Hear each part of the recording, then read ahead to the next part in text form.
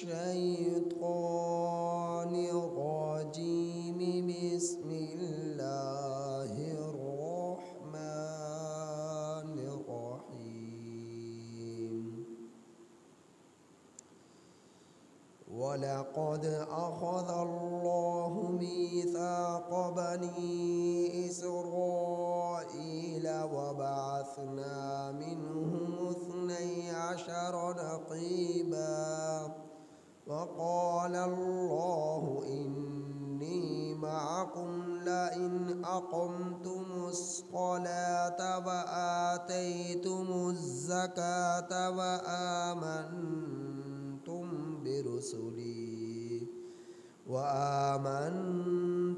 برسلي وعزرتموهم وأقرضتم الله قرضا حسنا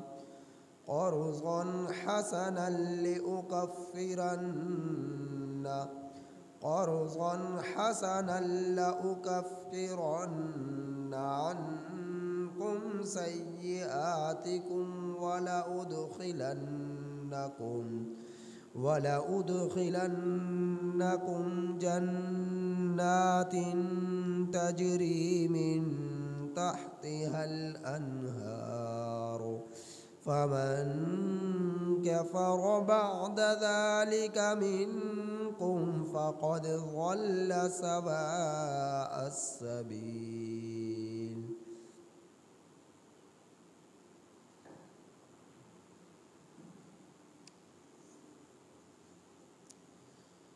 یہ سورۃ المائدہ کی آیت نمبر 12 آپ احباب کے سامنے تلاوت.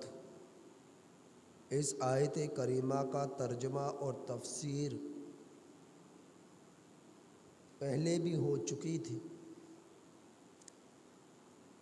مزید جو تفسیر نماز، زکوٰۃ اور رسولوں کی تعظیم اور ایمان لانا اور اللہ کو قرض حسنہ دینے کی تھی وہ رہتی تھی.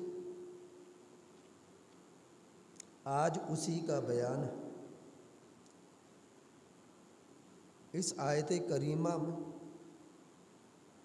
اللہ جل جلالہ نے بنی اسرائیل سے پختہ وعدہ لیا، عہد لیا، اور بنی اسرائیل کے اندر 12 نگران بھیجے، 12 لیڈر بھیجے، اور اللہ نے ان سے فرمایا کہ میں تمہارے ساتھ ہوں، میری مدد، میری نصرت ہمیشہ تمہارے ساتھ ہے، میری رضا، میری خوشنودگی تمہارے ساتھ ہے. لہٰذا تمہارا کام یہ ہے کہ تم نمازوں کو قائم کرو. ہر امت پر نمازیں فرض ہوئی ہیں، کسی پر کم تو کسی پر زیادہ، اور اس امت محمدیہ علیہ السلام پر بھی پنجگانہ نماز پڑھنا یہ فرض ہے. گزشتہ امتوں پر بھی نمازیں فرض تھیں، لیکن انہوں نے اللہ کے حکموں میں کوتاہی کی. فخلف من بعدہم خلف، انہوں نے نااہل لوگوں کے جانشین بنا لیا، نالائق لوگوں کے نقش قدم پر چلنا شروع ہو گئے، جس کا نقصان یہ ہوا کہ وہ اپنے اصل مقصد سے ہٹ گئے اور نمازوں میں کوتاہی کرنا شروع کی. اور اللہ کے رسول صلی اللہ علیہ وسلم نے بھی یہی ارشاد فرمایا کہ مجھے اپنی امت پر اس چیز کا خوف ہے کہ وہ نمازوں میں غفلت برتیں گے، نمازوں کا اہتمام نہیں کریں گے، نمازوں کا خیال نہیں کریں گے. تو نماز کا قائم کرنا، اس کو پڑھنا یہ اللہ رب العزت کی طرف سے امت محمدیہ علیہ الصلاۃ والسلام پر ایک فرض ہے۔ اور نماز ہو یا روزہ ہو، یہ ایسی عبادات ہیں کہ اگر ایک روزہ بھی جو فرض تھا یا ایک نماز بھی جو فرض ہے کسی نے چھوڑ دی تو یہ کسی بھی صورت میں معاف نہیں ہے، ہر حال میں ان کو رکھنا پڑے گا، ان کی ادائیگی کرنی پڑے گی جب تک انسان زندہ ہے۔ اگر مر گیا تو وصیت کر جائے جب پتہ ہے کہ مر رہا ہوں، اتنی نمازیں رہتی ہیں کہ فدیہ اس کا ادا ہو جائے۔ لیکن نماز ایسی چیز ہے کہ ایک شخص کی جگہ پر دوسرا شخص اس کو ادا نہیں کر سکتا۔ روزہ ایسی چیز ہے جو اللہ کی طرف سے فریضہ ہے کہ ایک شخص کی جگہ پر دوسرا شخص ادا نہیں کر سکتا کہ چلو میرے والد نے نماز نہیں پڑھی تو میں اس کی طرف سے نماز پڑھ لوں، میرے بیٹے نے نماز نہیں پڑھی میں اس کی طرف سے نماز پڑھ لوں، میرے بھائی نے نماز نہیں پڑھی تو اس کی طرف سے نماز پڑھ لوں، میرے بھائی نے روزہ نہیں رکھا تو میں اس کی طرف سے روزہ رکھ لوں۔ ایسا نہیں ہو سکتا۔ ہر شخص نے جس پر نماز روزہ فرض ہے اسے خود ہی اسے رکھنا پڑے گا، اور جب تک نہیں رکھے گا اس کے لیے معاف نہیں ہوگی۔ تو نماز یہ بہت اہم فریضہ ہے۔ اور دوسرا حکم عطا فرمایا کہ وَآتَيْتُمُ الزَّكَاةَ، تم زکوٰۃ ادا کرتے رہو۔ سال میں ایک مرتبہ زکوٰۃ صاحب نصاب پر فرض ہے 2.5%، اور بقیہ مال کو وہ پاکیزہ کر دیتی ہے، رب کا حکم ہے۔ اور جو زکوٰۃ ادا نہیں کرتا، اللہ کے رسول صلی اللہ علیہ وسلم نے ارشاد فرمایا کل قیامت کے دن ایک گنجا سانپ اس کی گردن سے لپٹ جائے گا اور اس کے چہرے کو نوچ نوچ کر کھائے گا، ڈسے گا۔ لہذا جن لوگوں پر زکوٰۃ، جن کے مال پر فرض ہے، وہ لازماً اپنے مالوں کے اندر سے زکوٰۃ ادا کریں، مالوں میں سے زکوٰۃ ادا کریں۔ تیسرا حکم یہ ارشاد فرمایا میرے رسولوں پر ایمان لاؤ۔ اللہ رب العزت نے ایمان لانے کا حکم دیا کہ رسولوں پر ایمان لاؤ۔ لیکن ہوا یہ کہ گزشتہ قوموں کی طرف جو رسول آئے تو قوموں نے بجائے یہ کہ ان پر ایمان لاتے، ان کو شہید کرنا شروع کر دیا۔ ایک علاقے میں مختلف قومیں آباد تھیں، اللہ رب العزت نے ان کی طرف 43 پیغمبروں کو مبعوث فرمایا۔ ان ظالموں نے ان 43 کے 43 پیغمبروں کو شہید کر دیا۔ 43,000 تھے یا خالی 43 تھے، سب کو شہید کر دیا گیا۔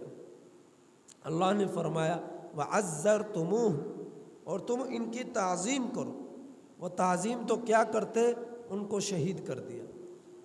حضرت زکریا علیہ الصلاۃ والسلام، حضرت یحییٰ علیہ الصلاۃ والسلام جیسے پیغمبروں کو انہوں نے جو ہے شہید کر دیا، ان کا خون بہا دیا۔